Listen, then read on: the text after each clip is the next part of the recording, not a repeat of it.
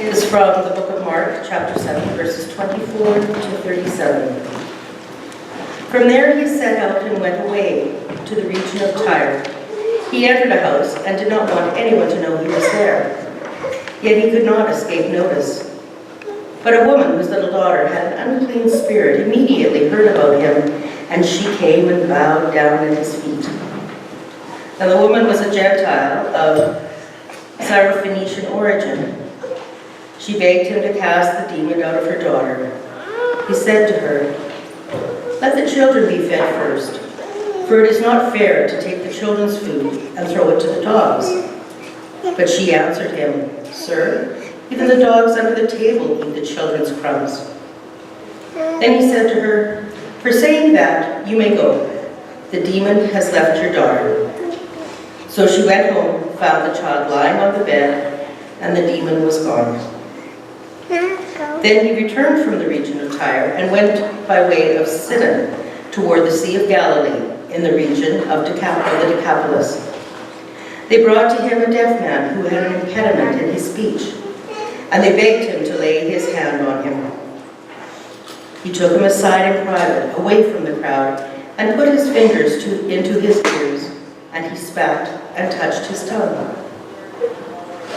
Then, looking up to heaven, he sighed and said to him, "Ephphatha," that is, "be opened." And immediately his ears were opened, his tongue was released, and he spoke plainly. Then Jesus ordered them to tell no one, but the more he ordered them, the more zealously they proclaimed it. They were astounded beyond measure, saying, "He has done everything well. He even makes the deaf to hear and the mute to speak." May God bless these words to our understanding. Let us pray. Holy and loving God, may the words of my mouth and the meditations of our hearts be acceptable to you. Amen.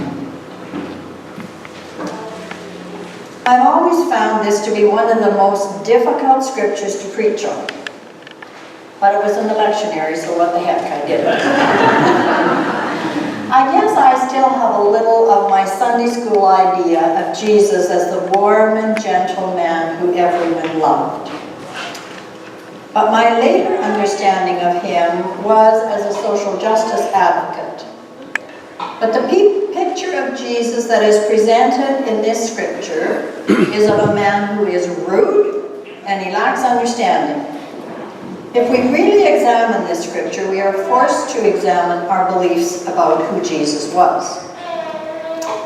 I love Bill Phipp's idea that Jesus is the window to God. But I think about the courage it must have taken for that woman to confront Jesus and basically tell him that he was wrong. But the most important learning that I got from this passage was the fact that it took an event like this for Jesus to change his thinking. One of the most difficult things that I think we can do is to change our long-held beliefs. And it generally takes a significant event for that to happen. I like to think of them as aha moments.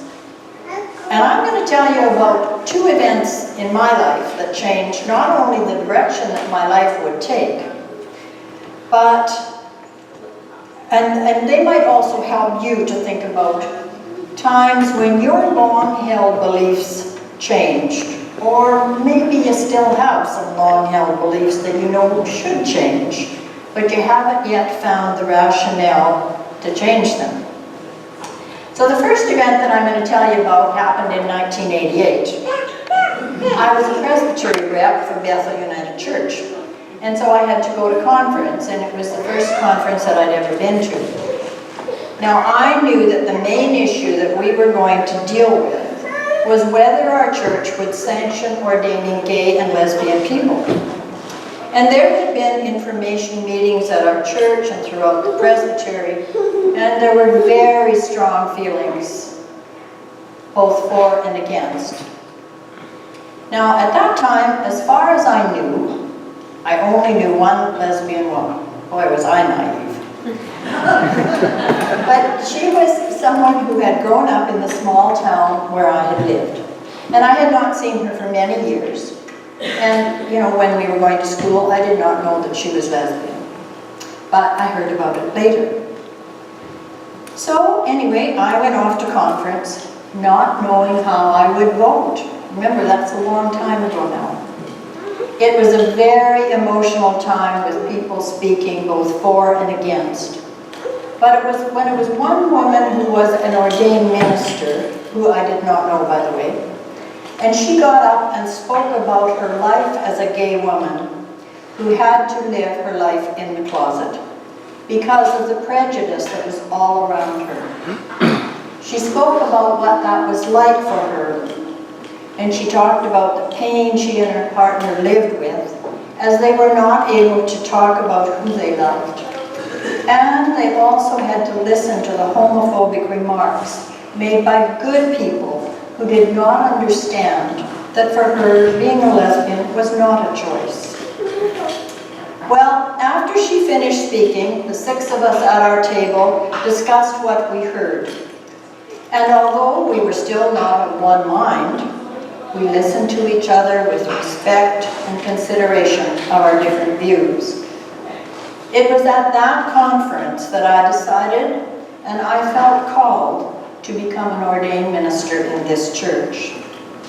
It was because although we will not always agree with one another, this is a place where we come together to learn and to discern God's will for our lives.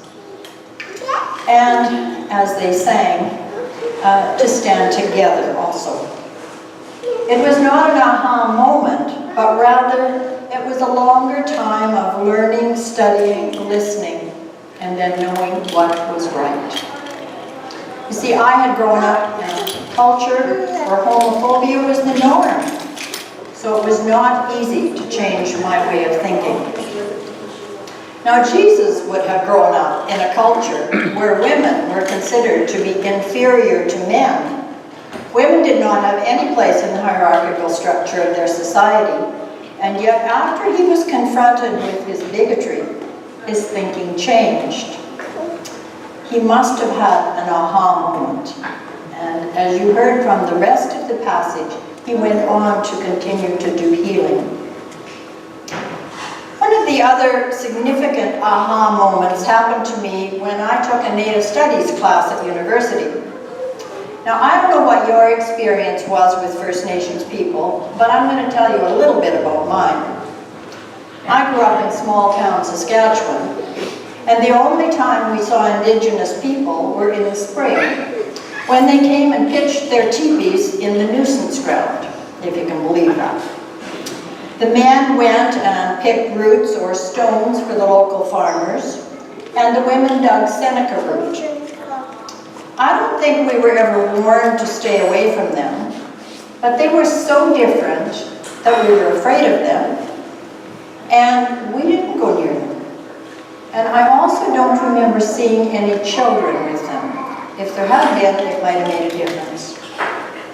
We also sometimes drove through the reserve in going to North Battleford, and we saw houses and yards that were not well kept.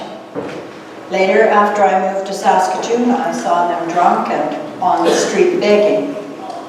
So I went into my Native Studies class that first day with those kinds of images. And the class was taught by a beautiful young Indigenous woman. So after a few preliminaries, she asked for some descriptions of Indigenous men. And people said, lazy, drunk, thieves, troublemakers. But then I always will remember one beautiful young woman said, handsome.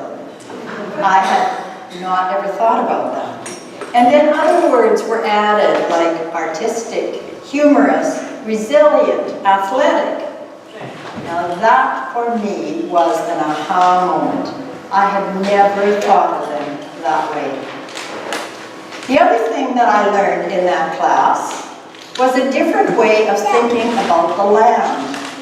Now my dad was a farmer, so for him land had either to be farmed or used as pasture land for animals.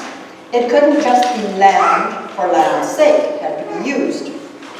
Although I must say, my dad did get upset when some of the farmers took down every bluff of trees that was on their land just to get another acre to farm. But what I learned was the indigenous people valued land for what it was, part of God's creation. I had never thought about the word we use for plowing up the land, which is breaking.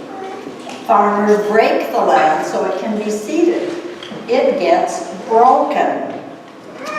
We now know there is much land in our province that should never have been broken. And some farmers are giving or selling their land to conservation organizations so that it can be restored to its natural habitat. There is so much wonderful information that we have access to in this city and this country when we open our minds to learn. I've been listening to the 2017 Massey lectures entitled In Search of a Better World, which I'll talk about in my sermon in a minute. But it made me think about so many things that I am only giving a passing thought to. For instance, he says over and over again, evil only happens when good people do nothing. Think about that. Evil only happens when good people do nothing. We are so lucky that our church is known for its social justice work. And so we're continually learning about ways to make our world a better place. We might have to just examine where our beliefs come from. You've all heard the old story about the woman cutting a corner off her roast before cooking it, and when asked why she did it, it was because her mother did it, and she asked her mother, it was because her roasting pan was too small. Well, the other day I was visiting with a friend who's just about 81. She noticed my painted toenails and said, "I never paint my toenails, I'm too old."